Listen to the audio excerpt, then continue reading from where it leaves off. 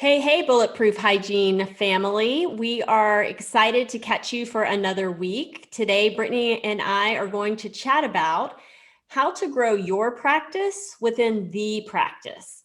And we really want to kind of dig into, hygiene sometimes gets viewed as this kind of auxiliary part of the practice that, patients need to come in and get their teeth cleaned and, we need to take some x-rays and just make sure everything's good. But I don't think the hygiene practice itself is always really valued for what it truly is and can be.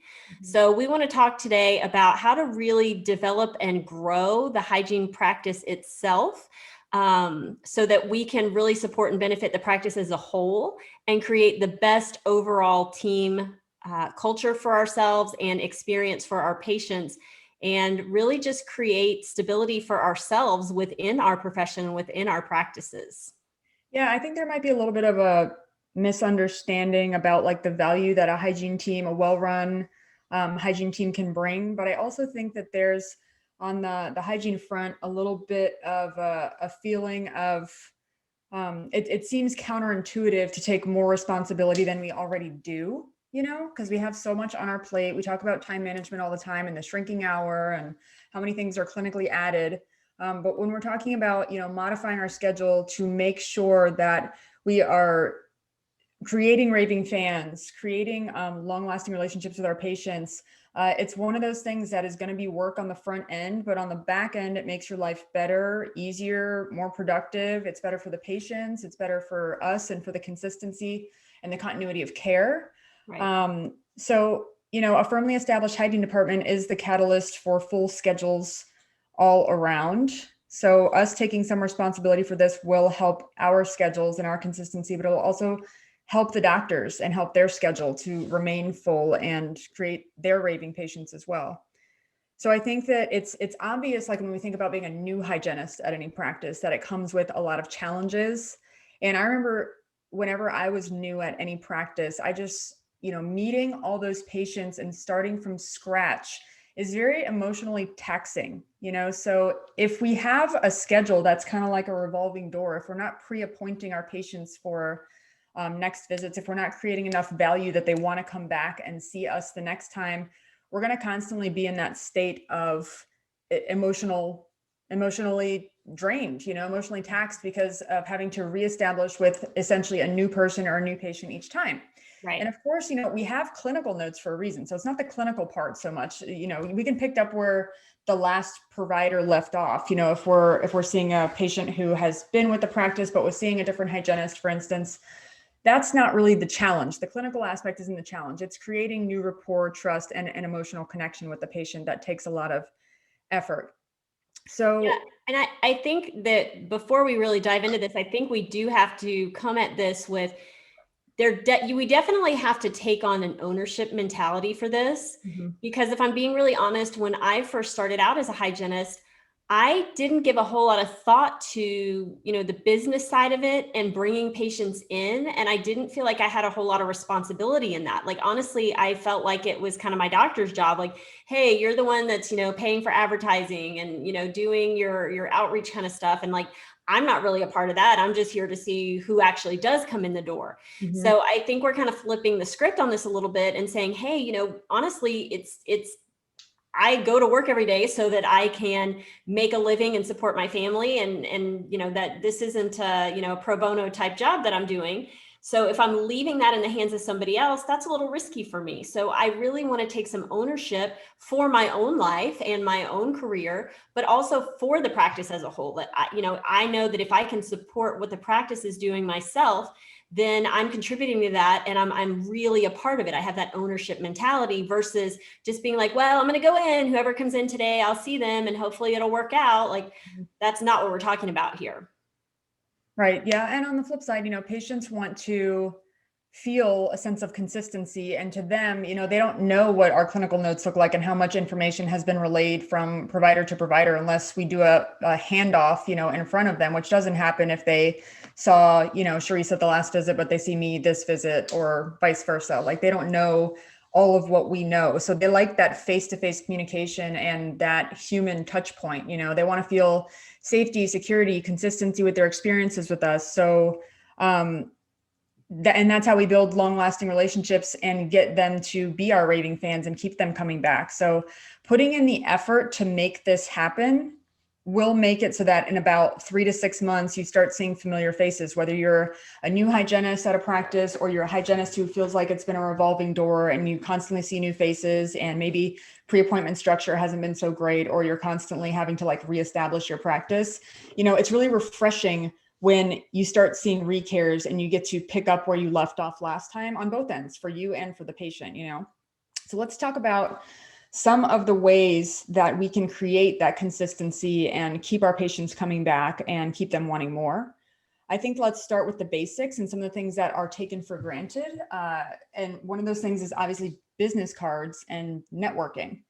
You know, so there are a lot of community events that I feel like are opportunities for us that we could be taking, and maybe we undervalue or underutilize. And I've seen this technique grow for a lot of hygienists and doctors in my practice, really grow their patient following and grow their practice. So for instance, what I mean by like a community event is we have like a beach cleanup. You know, when we go there, we wear our Spodak t-shirts, we're cleaning up the beach. People come to us on the beach and they're like, hey, you know, what are you guys doing? Why are you doing this event? And they see our shirts and they're like, oh my God, that's so great. And they connect with you on that personal level because they also value, you know, the community and making sure that our world is safe and healthy to live in for all of us long-term. You know, they're seeing what we value outside of dentistry and they're connecting with that. So you're building rapport before they ever even walk into the office. So that is a huge opportunity. Yeah, they're also seeing that you care about the community. You're not just there to, you know, do their dentistry, but you're there to help them protect their community. I think that's huge. That's awesome. Mm-hmm. And then like other things that I think of are like a 5K, like we've done, you know, Susan B. Komen, breast cancer 5Ks, and different, you know, AVDA, which is like domestic violence awareness in our community 5Ks. And again, wearing, you know, your team swag, we wear our Spodak swag, and people approach us and say like, wow, it's so cool that you guys are doing this. Like really cool to see, you know, providers in the community making a difference and putting an effort to make a difference to make these issues stop, you know? Yeah. So caring about our community, people can see it physically, and then it's a touch point. It's a connection point for them. Yeah. And I think people value, you know, you want to support somebody that's supporting you or supporting the community or supporting needs. I know for us at Atlanta Dental Spa, we have a monthly tier bonus system that we work towards. And when we hit a certain level of that, we actually vote as a team who we're going to donate a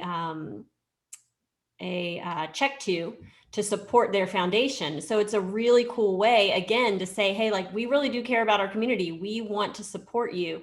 And I think that, you know, that makes people go, wow, that's different. I want to be a part of that too. So that, you know, by knowing, hey, when I go there and I get my dentistry done there, they're going to turn around, you know, they're not just taking that all for themselves. They're going to put it back out to the community. And I just think it's a really cool way to promote yourself to the patients. And that's a great way to make sure that you're developing relationships with patients who have similar values to us. You know, we talk about the A, B, and C patients, like A's totally get us, B, you know, gets us sometimes, like yes, no, they make, you know, decisions based on what they value. It might not be 100% commitment.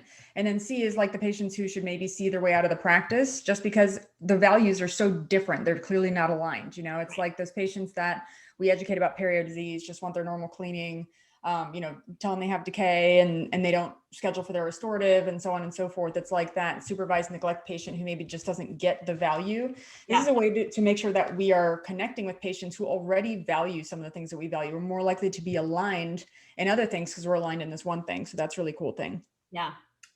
I also want to, you know, say that this doesn't have to be going out of your way so much, you know, like we can use places we already go to connect with people there as well. So if you go to a coffee shop every day, you know, asking if you can put a flyer or a business card. And I think the more that it can be personalized with your face and you as a human, the better. People are more likely to connect with that. So if you know, anywhere that you normally go, if you go to yoga, if you connect with people in the yoga studio, you know, make friends with the owner, offer to get them scheduled, and especially the owners of practices or businesses that are local, I feel like are very, very in tuned and want to promote a local anyone, right? So if we're patronizing them, they're going to patronize us, like you just said, most likely. So if I go to a yoga studio and I offer, to get the owner or the manager scheduled, I get them on my schedule, give them a great experience. That's a huge network where they're going to, say word of mouth to anyone who asks them, like, hey, do you know someone great in the community? And a lot of times those people become your raving fans because they know how valuable those referrals are too. They get it. We've done that for a couple of our local physicians that we have partnered with of, hey, we come on in, let us take care of you. We've actually even done it free of charge just so that they can get the experience, see who we are, see what our values are. And then they know what we're about, and they're willing to send their patients to us and vice versa. So that's a really great way to do that. That's an excellent idea. I don't know about you guys. Well, I do know about you guys. You guys are big into having some office swag, and I know we're the same way. We have some t-shirts, we have some, ball caps, that sort of thing. I think wearing those out in public is kind of a crazy thing. I've seen it work a couple of times where I've had the hat on and I've been out shopping. And somebody's like, oh, that's a cool hat. And, what is that? And, I'll tell them, oh, I work at Atlanta Dental Spa. And they're like, oh, I need a dentist. And I whip out a card. Like, it's just a kind of a mindless way of being able to be like, oh yeah, cool, come see me. And we've had a couple of patients come through that route. Mm-hmm. Yep. And I mean, recently I went to a pool party, someone invited me to a pool party. It was like a celebration of, I think, someone's ballet, something regarding ballet going well. I'm very ignorant when it comes to ballet, clearly. But it was a pool party and I connected with someone at the party, and she was asking what I do. And I explained, and she was telling me how she really wanted Invisalign. And then it opened a conversation about, we're Diamond, I think, providers of Invisalign, how Dr. Craig has an inordinate amount of experience, and he's a top provider, in the world. He's also faculty with Invisalign. So I just chatted with her about that and kind of, kept it really general because I don't want to diagnose her, poolside, but said like, hey, come have a consult with Dr. Craig. And I got her scheduled, and she got in and she committed to Invisalign within a couple of weeks. So that sort of thing can happen too. It's not necessarily just about, filling our own schedules, but that person also became my faithful following because I did see her for hygiene and do the assessment and did her 3D wellness scan and, helped to submit the Invisalign case and educated her. So that created someone who, rescheduled with me, was good for the practice. She closed on treatment the same day. We created that connection and rapport outside of the dental setting. So I think it's important not to underestimate that. And she's got a huge network of friends, come to find out this particular person is actually like an Instagram influencer. I had no idea, when I referred her to the practice. So you never know kind of what's going to come of that. But I thought that was a really cool experience. Yeah, you never know what's going to happen at a pool party, right? Yeah, clearly closing Invisalign cases. So another way is, we had a doctor who invited the team to a gala in an affluent venue in our area recently. So it was at the Breakers in Palm Beach in South Florida. So it's a really nice area. There are a lot of affluent people there. We were able to have a booth and some advertisement, but also just to go and serve. So the people who ended up going just, served food and were able to interact with clients, and we were able to have business cards on the table. And I think that we did get some business from that too. But then of course they want to request the providers that they've already met too. They're not just coming in like, oh, Spodak. I mean, that may happen too. And that's a great thing. It's a win for everyone, but it's really, really cool when they come in and request the person that they connected with face-to-face already, which is what usually happens. Yeah. I know when we've done a couple of our hygiene dinners out, we'll meet every couple months for a dinner out in a local restaurant and take a couple of cards. And, as you're interacting with, the staff there and, they're taking great care of us, and they're liking the vibe of us, having a good time and talking and interacting. And we invite them to come, and join us in our practice. So it's just, I think just being aware of your surroundings and making it kind of that, in the back of your head, opportunity of, hey, just, reaching out. Hey, we're here. We'd love to take care of you. Come see us. For sure. I think in regards to actually scheduling, like if we're getting to the details and the actual actionable steps that we can do to make sure that our schedule is full and consistently full with patients that we love and who love us, is having a sooner if possible follow-up list or an ASAP list for when a patient, especially a valued patient, we understand and there are cancellation policies in place, and clearly if someone fails an appointment, they're going to be charged a cancellation fee. And they're, informed about that on the front end. So there's no surprises on the back end. But if a person who has been like a really great patient for years and they have like a true issue, they have a true emergency, like, of course we want to make it as convenient as possible for them to get back on the schedule because we value our relationship with them. So having a running list of who is trying to get in sooner than their next scheduled visit is a great tool and a great way to fill those same day or last minute cancellations. And even asking patients, like, how much notice do you need? Would you be able to come in with little notice? Do you want me to call you if something opens up the same day? And a lot of times patients say, yeah, I'm totally flexible. Or if not, they'll say, no, I need at least 2 days notice, but then kind of which patients to call for which scenario. And I know that we use Dentrix at Spodak, and there is an actual like ASAP list that we can run. There are patients who, okay, this person's waiting to get in, and you can mark it in their appointment card and whatever. So we can run that list. But I know that one of our hygienists, Lucy, actually keeps her own running list on paper. And it's really, it works very well for her. If she knows that someone recently called in and they had to reschedule an appointment for whatever reason, she has it so that her admin partner lets her know that someone wants to get in. She makes her own list, and she'll have her admin partner call a person who fits the opening. She'll write, Mrs. Smith wants a 4 p.m. as soon as possible, can come same day. And then she'll say, hey, Josie, will you please call Mrs. Smith? I have that 4 p.m. opening, just offer it to her. And Lucy is one of the people who I see her schedule when she has last minute openings are almost always filled. Nice. Almost always filled. So that's not really an issue for her. She takes responsibility for that, and she makes sure that her schedule is booked and her patients are happy. That creates so much value. Like they can see that you took extra effort to write down their information, to remember the details of what they requested, and then you honored it and followed through. So that creates a lot of value for the patients. And I think on that front, I think there's a lot of value when you have your admin team call, or if you're asking someone on your admin team to call for you. If you use your name as a provider, if they use your name as a provider, I think that's super helpful. Like, hey, Miss Smith, Lucy asked me to reach out to you. She knows you want a 4 o'clock, and we just had that open up today. She'd love to be able to take care of you. Mm-hmm. I think just that name drop adds a whole lot more value than just saying, hey, Miss Smith, we had an opening come at 4. I know that's something that you were interested in. Like, I just think using the provider's name as, hey, they were thinking about you, I think, again, just puts them in the spotlight and makes that patient think, oh my gosh, Lucy really wants to take care of me. This is awesome. Yeah, I can come on in. Yep, for sure. Creating the value. And that being said, like, creating value at every visit is what, one of the other pieces of what keeps patients coming back. So it has to be that consistency of care. So by thoroughly filling out our note templates, by adding personal details about the patient, as they divulge or as they share with us, that creates a lot of value if you pick up where you left off in the conversation at the next visit. Like if I'm like, hey, I know that you graduated, 6 months ago, how is it going? Or did you apply for college? Or, I know that you're going to Boston University or whatever. How has that been going? Or I know that you just had a baby. How old's your baby now? Like picking up where you left off in the last conversation, I think is a really helpful thing. So that can be added via like a flag to the chart or just in the clinical note. But that's another thing that patients know. They're not just a number. They're not just a butt in a chair. They're not just, money being spent in your office. It's really like you care about them as a human. Yeah. And then another thing that I think really, really speaks volumes to a patient is not asking them questions that they've already answered.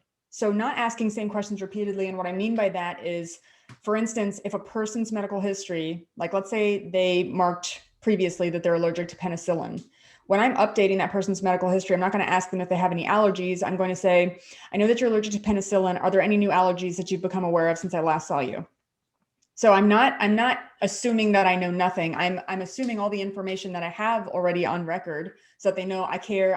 I'm aware of your situation and I am prepared for this appointment today, and that I actually listened to the last time. So that also opens up a dialogue for patients to divulge and give us more information in general, because they know that we're actually listening. So if that was relevant, what they told us last time was relevant, they believe that what they're about to tell us is just as relevant. Right. So like, how many times have we heard a patient say, oh yeah, I have medical conditions, but nothing that affects what you're going to do. And then, you find out they had a total joint replacement, or you find out, that they have an autoimmune disease or something. And you're like, well, actually that's very relevant, even hormonal things, menopause, all that stuff.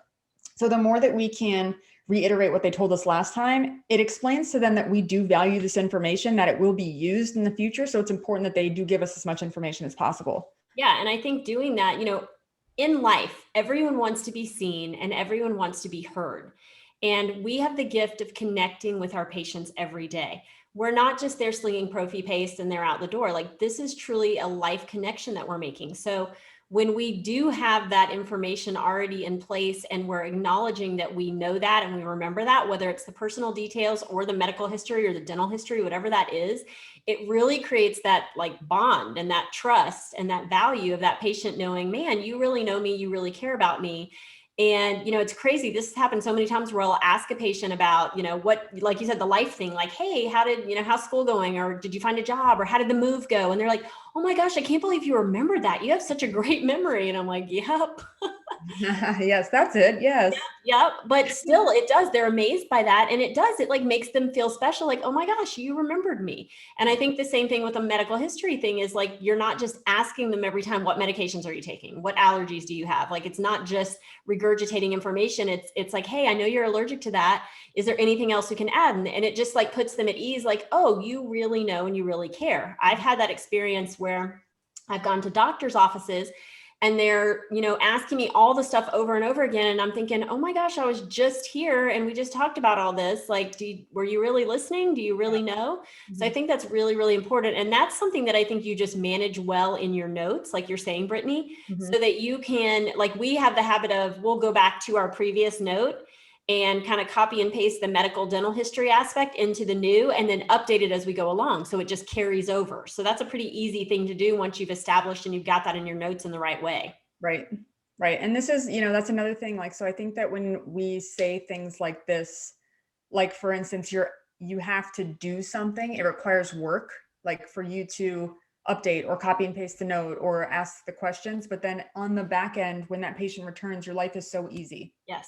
So it feels like a lot of these things I feel like a lot of work at first, but then it's just like creating a great note template. It makes your life easier. It's just like taking the time to create verbiage, after hours, so that while you are working, your life is easier. It makes everything run more smoothly. So if you're thinking like, oh my God, this is so much work, like this is so much effort, it's going to make your work life so much simpler after you've gotten the ball rolling. And some of these things, once you have an established schedule, of course, you still want to keep volunteering in the community. Of course, you want to still doing things that you value and connecting with people and building your following. But after you establish with so many patients, like, you don't have to do it as much on a continuous basis. Like, there's not as much effort that will continue to go into it once we've established with a lot of people, a lot of quality patients who are returning in and become our raving fans. And that being said, doing the things that we're describing, we know there's a lot of patients who will say, like, I only want to see Charissa. Like, Charissa is amazing. I never want to see anyone else. Like, she's my favorite. She knows me. I know her. I love the rapport that we have, kind of thing. And that's Charissa's raving fan. And this isn't, a scarcity thing. We don't want to feel like we can't schedule people with other providers. At the end of the day, we want to take the very best care of the patient and get them the time and the date that they need and the care that they need, whether it's with us or someone else.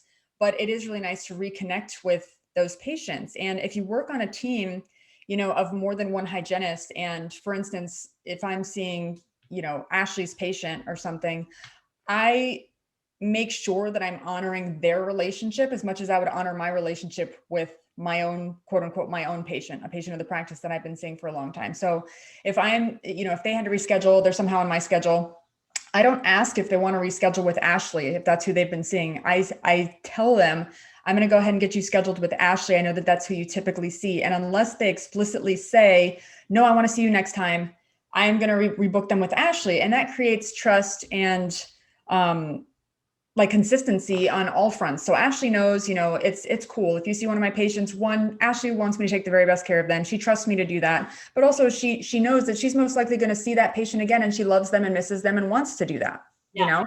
And I think even sometimes that handoff can't happen. So for example, like, I was out last week, mm-hmm. and so our hygienist, Jamie, saw some of my patients for me because there's not a lot of room in my schedule to move them somewhere. So I reach out ahead of time. I let them know, mm-hmm. hey, I'm actually going to be out of the office this week. I'm going to have Jamie take care of you. She is going to do an amazing job. And then I'll catch you next time and we'll be able to catch up. So I think it's letting them know that ahead of time is valuable. And then I think as the hygienist, so say this was going the other direction and I was seeing Jamie's patient while she's out, you acknowledge that on the front end and just say, hey, I know you normally see Jamie. I know she takes amazing care of you. I'm Charissa. I'm going to take great care of you today. She shared with me some of the concerns you guys have had in the past, or, whatever that their situation is. I'm going to take really great care. And then when we're done here, I'll make sure we get you back on her book for next time. I think it's just being really open and communicating it all. Yeah. And that's great communication. It's always better. It's usually better to over communicate than under communicate, to explain why am I seeing a different person today? And how is my consistency of care going to happen in the future? And what information has already been relayed, what you're already aware of, because I feel a little bit helpless. I know when I'm starting over with a new provider, I'm like, I've already told, so-and-so so much. I don't want to have to repeat all of this. So just telling them that you already know is really helpful. And letting them know that in the future, they're going to reconnect with their typical provider is also really helpful. Then I feel like it puts them at ease. Right. So I think that's a great advice to do that at the beginning of the appointment. Yeah. And I think it's another reason that our notes should be super thorough, because say you have a patient who has a lot of sensitivity, to cold and air, and they've got a lot of recession going on, putting in the notes we have at our practice, we either can do the ProfiJet air polisher, or we can use the Profi cup. Mm-hmm. And typically we use the ProfiJet on most of our patients, but you have those patients that are really sensitive. So having that in the notes is helpful, because that can also be another, way to say to the patient, hey, I know I saw that you tend to have some sensitivity. I typically use my ProfiJet, but I know that has some cold air with it.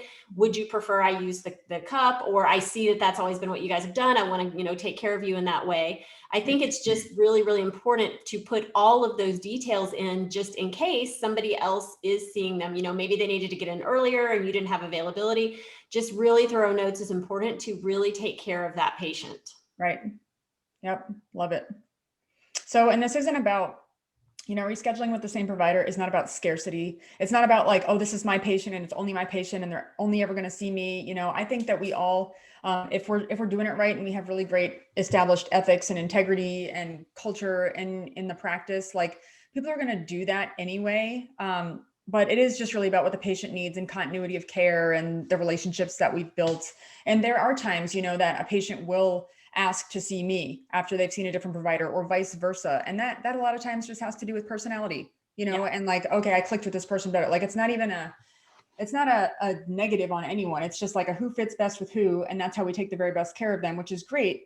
And if that's the situation, just on the front of having trust with other providers and having trust with the patients to let them know that we're going to do whatever it is that they want and need to take the very best care of them. If they make a request like that, I make sure to put it in my clinical note, or at a note, like a flag to the patient's chart saying patient requested me for future hygiene, period. Like, that's it. It doesn't become like this emotional thing, like, oh, they didn't like you, so-and-so. Like, it's just, they clicked better, and it happens in every single direction. And letting go of like the personal anything in that, I think, is the healthiest way to be. And if our come from is constantly like, do what's best for the patient, accommodate them, make sure that we're all on the same page in regards to that, it's never going to be a problem. And it isn't in my practice. I've seen this go every single direction. Yep. I think another great way to just maintain the relationship with our patients and make them feel valued is to celebrate their life milestones. So we have some practices in place. We have a couple of different things that we can offer our patients to celebrate things like birthdays, weddings, new babies, anniversaries, graduations. Sometimes that's as simple as just sending them a handwritten note, like, hey, congratulations on this. It's such a big deal. I'm so proud of you, whatever. Mm-hmm. We actually we've got some bottles of wine that we keep in the office. So if we've got somebody that's, celebrating a big wedding anniversary or graduation or, anything like that. We have onesies that we have made that say future patient of Atlanta Dental Spa. Yep, we have those too. We give whenever new babies are born.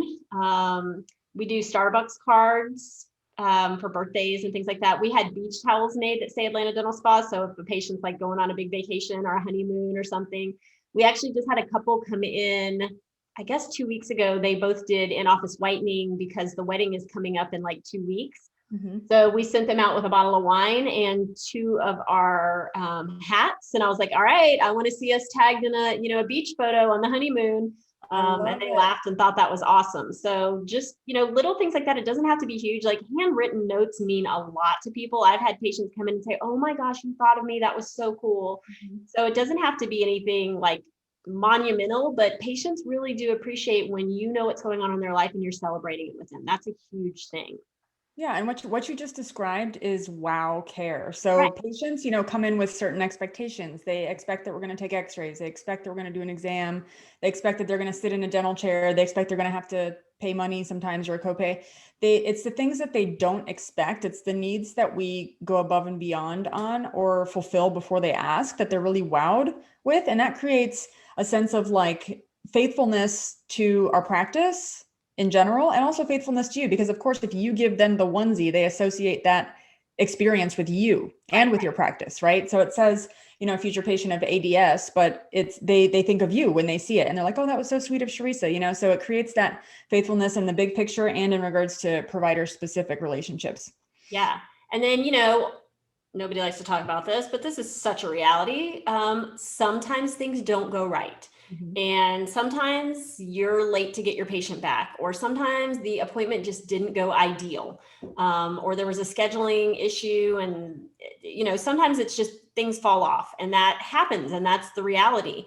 And so that's one of the other reasons we carry Starbucks cards too, is if we have somebody like we were running late and we got them back late, or it was just a less than ideal visit, like we can be really transparent and honest and say, look, I am so sorry I brought you back late. Like this is so against everything I am.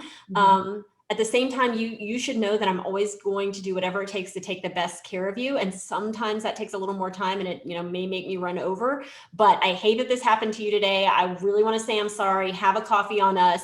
And, I think just acknowledging that you realize it wasn't what they expected, it wasn't your level of care, and apologizing just keeps them invested. Because we unfortunately are living in cancel culture right now, where I think people are like, oh, I didn't like how that went, I'm done. So I think just acknowledging where the shortfalls are and that they do happen and we're aware of it and acknowledge it and apologize for it goes a long way. Yeah, and I think that it's really important, even if they don't verbalize that they're unhappy. If it falls short of your standards or my standards, we should acknowledge that and say, hey, so sorry, this is not the way we typically do things. We value you. We want to make sure your experience is smooth as possible. So I'm going to do this for you. So before they made a request or verbalized that they weren't happy about something, just like filling in that space with something positive, like positive energy and positive communication. And it shows that you're taking initiative and that you're putting in actual effort into their experience. So that is also wow service. I think that some of the most wow patients can actually come from an experience that didn't go so well, but the follow-up and the follow-through that comes from that or results from that afterwards, if they waited a long time and then you gave them the Starbucks card and the next time you were on time, they're going to be like, oh my God, like this person really knows me. They followed through. I believe what you say now, it just creates that trust and that rapport on a higher level. And on that front, that needs to go in your note for the next visit. Like, hey, I was running late. I gave them a Starbucks card. Make sure you get them back on time. Yeah. Like, I think those little details are where it all comes into play. Right. And so also, I know that we've already touched on this, but this is another point, is making sure that the patient is as comfortable as possible at each visit. And I think it's part of our culture. I'm not sure if this is like a worldwide thing or an American thing. I really don't know. But like a lot of times I think we have expectations for others to read our minds. And so I think that sometimes patients do that. So patients think oh, of course, you've got to know that I'm uncomfortable right now, but they don't say anything, but they might be a little cringy in the chair, might be a little tense kind of. So it's great to recheck in, even if it's a patient that you've seen before, to make sure that they're physically comfortable during their appointment and not just assuming because we've done it this way in the past that they're okay. Like if we're seeing signs that there may be something that they're uncomfortable about, even if it's this person that you know really well or they know you, they might not be willing to open their mouth about it. So we may have to kind of pry to get that information. So revisiting, in our medical history, we have questions like, do you prefer laughing gas during your appointments? Do you have dental anxiety? Have you ever had an unfavorable dental experience? Explain that. And then we have open dialogue about whatever those experiences are or were, wherever they have sensitivity, whatever they would prefer comfort wise. And then going above and beyond and offering a blanket, headphones, desensitizers. Do you use the restroom? Here's some lip balm, here's some organic lip balm prior to your hygiene experience. Those things let the patient know continuously that you're going to strive and make an effort at each visit to make them as physically comfortable as possible. And that, again, creates the raving fans, creates the trust. So some of the things, that we use to do that are what we just described, the blanket and the headphones and nitrous and all that stuff, but also, desensitizers. I love Tom's pre-polish. I have Jen and Shay to thank for that. They actually brought that on board. It's just an over-the-counter toothpaste that uses arginine for desensitizing. Literally rub it on with your fingertips on sensitive areas. I like to use it for areas of recession. You let it sit for a minute and then start cavitroning or whatever it is that you're going to do. And it's a significant decrease in cold sensitivity for patients that I have noticed just anecdotally. And that's like such a simple, inexpensive thing to do. That's just like, oh my God, no one has ever done this for me before. That was the easiest cleaning I've ever had. What a simple way to improve someone's experience, or using the Aura Kicks, or offering them breaks, or remember that they need high volume evacuation. We know that we have those patients who, you sit them back in the chair and they start coughing and they've got the post-nasal drip, or maybe difficulty breathing, or maybe they're elderly and, they have a difficult time with the water in their mouth and being set backwards. I have my assistant, whenever possible, come in and high volume evacuate. I know that Charissa has an HVE tip that you can use autonomously. And either of those options are great, but just noting that and remembering that and using it consistently is awesome, but don't be afraid. Things do change, just like in a patient's health, their preferences also change. So constantly checking in to make sure that they're comfortable and good, even if it's this repeat patient, I think brings so much value. Yeah. So I think let's shift a little bit to, we've connected with the patients, we've checked in with them, we've let them know how much we care, and we've been really consistent, but let's kind of move into how do we keep them on our schedule for the future? Obviously, having such a great rapport and being trustworthy is what we just went over, but let's talk about like the logistics of like pre-appointing for future visits, so that we make sure they're consistently staying on the schedule, because we know life gets busy. And, if patients leave and they don't have an appointment, then, I know for me personally, like I lose track of time. Like there's so much going on in life and so much to manage that, like, next thing you know, it's like, oh my gosh, I haven't been in a year, and that's crazy. So right. I want to shift over and talk a little bit about pre-appointing. And I know both of us do that, but I want you to be able to talk a little bit about how you do that and how you explain that to the patient. Sure. So I think value wise also, like, it's easy for a patient to remember why what we do for them is so valuable when they're in our office, in our chair, experiencing what we're doing for them. But I think that it's easier to forget how valuable it is, and forget some of the things that we've educated them about and told them and reminded them of, or showed them, the longer it has been since they last saw us. So I think that sometimes there are more urgent situations that arise in patients' lives between our recare appointments. And it just, recare just takes the back burner. They may have a family member end up in the hospital. They may go back to school. Their kids may go back to school. There are so many reasons. There are so many things that trump dental visit in a lot of people's minds as life evolves and develops and as things change for them. So I think that one of the most important things, I think, in regards to pre-appointing or reappointing patients is to make a statement when they're in our chair. Like, so I know that Charissa and I are responsible for booking our own next visit. So at the end of a hygiene visit, I tell my patient, I'm going to go ahead and book your next visit so that we can make sure to reserve the day and time that works best for you. If you notice any schedule conflicts as the day advances, just give us at least 2 days notice. We'll start sending you reminders of this appointment about 2 weeks in advance, so that you'll have plenty of notice should this be the case, and we can get you rescheduled. That's a great opportunity to review the fact that there is a, cancellation fee that's easily avoidable, and also I want to make sure that we're reserving the time and date that works best for you. So making sure that they know I'm prioritizing you. If someone says, like, oh, well, you know what, I'm seasonally here, I'm not going to be back until November, I tell them that's our busiest time of year. It's better to set something tentatively now and then have to move it later than have nothing booked, because it's going to be very difficult to get in if you try and book last minute. And that's not even, that's not dishonest. That's very honest. I'm letting them know, like, listen, that's a pristine date, time of year, and I want to make sure that we can accommodate you. And when I say tentative, I again reiterate, we need at least 2 days notice if you need to reschedule this for any reason, because that's what our cancellation policy states. And typically patients are like, oh, okay, yeah, I'll just book it. And when you use the word tentative, they can see that there's some flexibility with commitment. So they have committed to that date, but there is also flexibility on our end. Right. And I know that you guys have in place, as we do, that, we're reaching out to that patient, typically 2 weeks in advance, just to say, hey, you have this upcoming appointment, and then we follow up a week before. And so, there's a lot of opportunities for them to kind of realize, oh, I have that coming. Oh, if I'm not going to make it, I can let you know far in advance. Right. Yeah. Yeah. And then there's some wiggle room and the patient gets it. So I want to just say, as we talk about, appointments on the book and cancellations and that sort of thing, that, this is a huge deal. And this resonates a lot with Brittany and I personally, because we are both compensated on a percentage of collections model. So, if you're hearing this next segment and you're thinking, well, that sounds, it sounds scary to me, thinking about, what do you do? Like, I just want to say, Brittany and I realize that it's scary when there's no one on the schedule, because for us, if there is nobody on the schedule for that hour, we are taking $0 home.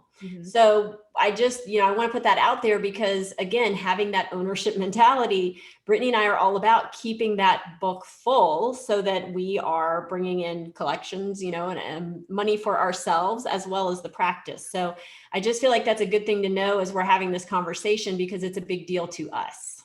And I think this becomes a really real thing, like a really tangible thing for anyone who is considering changing their compensation model from hourly to being paid based on a percentage of collections instead, or based on like a bonus system of some sort instead, because it is a risk. If I am honest though, running the numbers, I have never made out more poorly on a compensation, like a percentage of collections based compensation model, than I did when I was hourly. But that does have a lot to do with what we're talking about now, and being accountable to our schedules, owning our schedules, designing our schedules as we want, and holding our patients to be accountable as well to what they said that they were going to do. So there's nothing wrong with having a cancellation fee and charging the cancellation fee and explaining to the patient, why, we reserve this time. There are a lot of patients that who hoped to have this time and we couldn't offer it to them, unfortunately, because you had to cancel at the last minute or reschedule at the last minute. It's not about guilt, and it's not about making the patient feel bad or shaming them or anything. It's just about educating them and reminding them, like, this is a valuable service that I'm providing to you or to other patients. And we want to make sure that we are honoring as many patients as possible, honoring their time and our time by showing up basically to the scheduled appointment. Yeah, it puts value on our time. And, right. I've had many times where a patient has called in the morning of and saying, hey, I can't make this came up. And, when our appointment coordinator says, well, that, we're actually going to have to charge the missed appointment fee because this is the morning of the appointment and we're not going to be able to refill that. A lot of times I'll say, oh, well, you know what, let me see if I can make it work. Maybe if I can move that meeting. Yeah. Or a lot of times if we have something that's potentially open later that day, she'll say, I could accommodate you at the 1 o'clock instead of, the 8:30 this morning, and not have to charge that fee if that would be more doable. And sometimes they'll just move down. So I think having that brings the value to the patient of like, hey, our time is just as valuable as yours. Right. And, of course, this is all at our discretion. So one of the things that I love about working at both of our practices, your practice and my practice, is that we have a lot of autonomy in regards to scheduling. And if we feel that it's appropriate to write off a cancellation fee or adjust it off and just reiterate the importance of, reserving the time and date for the patient, we have the option to do that. So a lot of times if it's the person's first cancellation or first failed appointment, I will discuss the cancellation policy chair side and I might write it off. I won't offer to do that. However, I won't just like say, hey, it was your first cancellation. I saw that you canceled. I'm just going to write that off for you. I let them know, hey, you missed an appointment. We do have a $48 cancellation fee. I'm going to go ahead and collect that. And if there's any pushback or any like, oh no, I'm so sorry, I wasn't aware of that. Or it was an extenuating circumstance or whatever. Usually that's already in the note. Our admin team is great about adding that to the clinical chart or the journal. But I don't just offer to write it off from the get-go, but I have the discretion to do that if I think that it's appropriate. And I'll let them know, in the future, if this happens, there will be a $48 cancellation fee. And then I'll put it in my note that was discussed in depth. Yeah. Yeah. I think just giving them grace is important, but also letting them know that our time is really valuable. Yep. And then, another way to get patients to keep their commitments to us is to collect, especially for a visit that's longer than an hour. If it's a 90-minute appointment or a 2-hour appointment, like if it's a non-surgical periotherapy, a whitening visit, a new patient appointment, collecting a 20% deposit, for those appointments, and explaining to them, this also comes with a 48-hour cancellation policy, and you will forfeit the deposit if you don't show up or cancel, within that 48-hour window. That creates value because people follow their money. Like they already invested in that appointment. They're a lot more likely to show up, and that's a big hole to fill.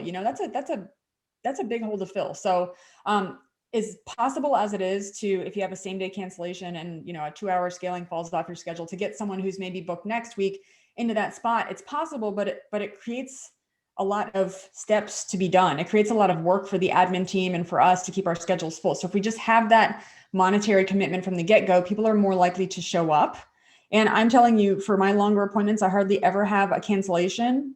I sincerely don't. I don't remember like the last time I had a big appointment reschedule or cancel because they understand the cancellation policy and their commitment to the appointment from the get-go. Yeah. And go ahead. If a patient also, if a patient is a chronic failer, like this is another thing that we do. If a patient has failed or canceled 2+ times, 3+ times, we add a flag to their chart that they need to prepay for future appointments.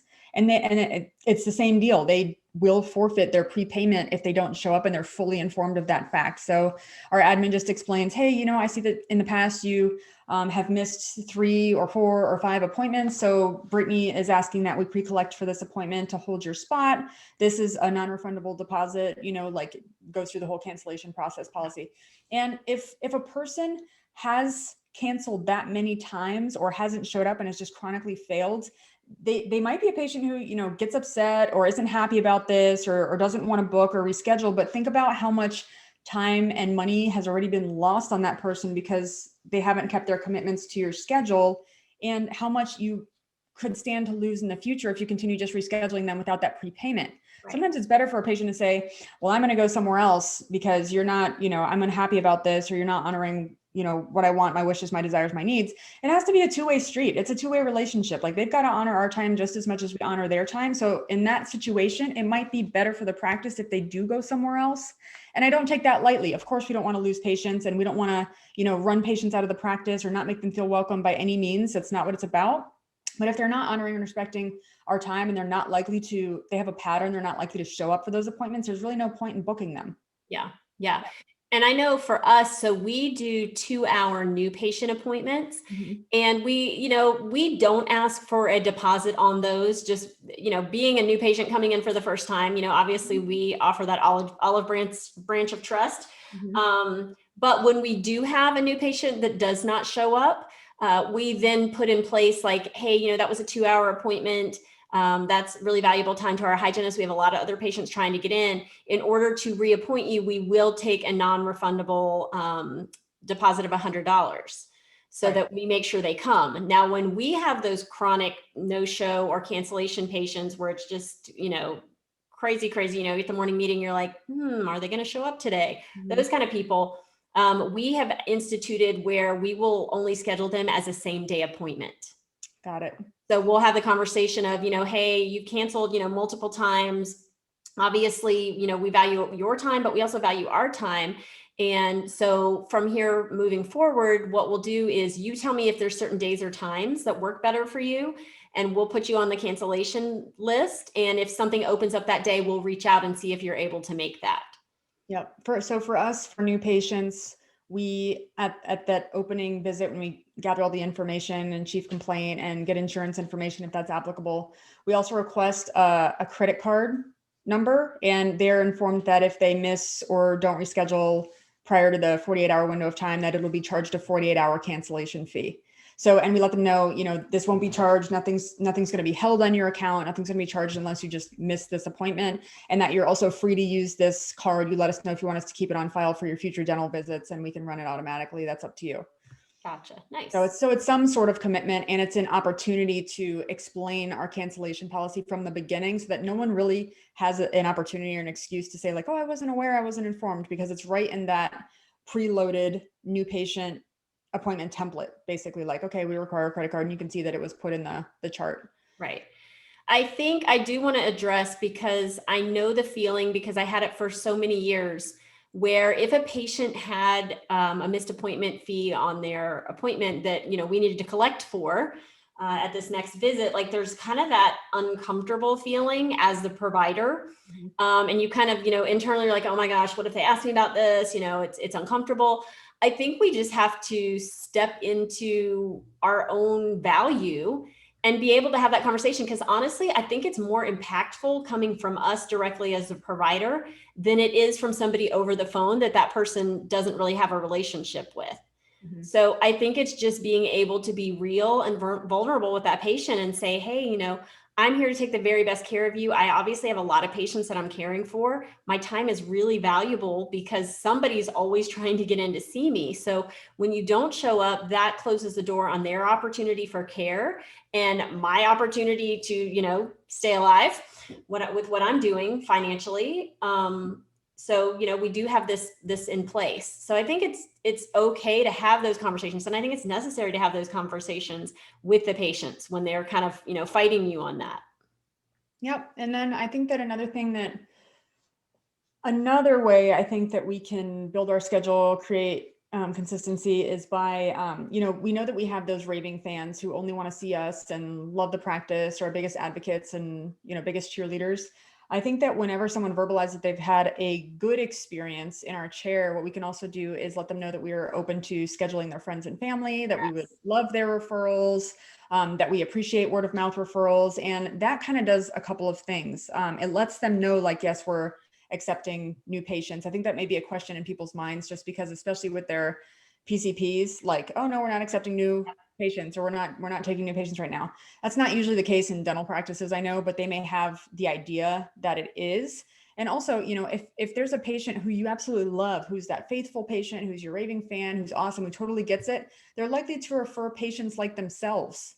Like their friends are likely to be similar to them, have similar values, hopefully will be just as willing to accept the education that we provide and the high level of care that we provide to them. But asking for referrals, handing them your business card, or making an appointment for their friend on the spot. I might take them to an admin team member if I don't have time to do that, but I'll let the person know, like, hey, Mrs. Smith wants to refer her husband. Will you get that appointment situated and schedule him with me? And if I have a tentative date and time, like that might be a difficult appointment to book. If I have a block somewhere or something, I may be willing to open it for that new person or the person who's being referred, if this is a really valued patient, and then that creates value for the patient. Let them know it's okay to be honest with them and let them know, I actually don't have an opening for 3 months, but I'm going to come in next Friday because I've got one patient booked, and I'm going to accommodate your husband that day too. I would love to see him. I really want to establish with him. It's important to me. Then they feel like they're a VIP, and you've just made their experience even more wow. They went from wowed to like, holy crap, this is awesome, Right. I think there's one other way too that I just thought about that we do a lot in our practice is, obviously in today's culture and online presence, reviews are huge. And so we will ask our patients, we know they've had a great experience. We know they love us. Maybe it's somebody who's had a lot of anxiety, and we've been able to really just meet them where they're at and get them through a lot. And they're really, really grateful for that. Those are the kind of patients that you want to say, hey, would you mind leaving us a review? There's a lot of people out there that have a lot of anxiety, and your story might really help them, might connect with them, and we could be able to take really great care of them too. So we have a system in our practice where we have our insurance coordinator who will send out links to leave reviews. And when we have patients who, are raving fans, we'll say, hey, would you mind, I'll send you a link later today to leave a review. And that's just a great way to build the practice as well. Yeah, absolutely. So I think, any final thoughts on this, Charissa? No, I was going to say, I think we've covered a lot of bases, and I just think it's our job as the hygienist to keep our department strong and healthy and full of patience, and just being really owner mindset oriented on that front. So I would just say, obviously we are big on you guys as listeners connecting with us. So if you have thoughts, if you have practices in place that you're using in this vein, I would say reach out, let us know what you're doing, because, you might have something that's really awesome that we need to know about. So Connect with us. You can download Mighty Network app and search Bulletproof Hygiene and join our community there. If you love what we're doing here in our podcast, we would love it if you would leave us a review on the review front.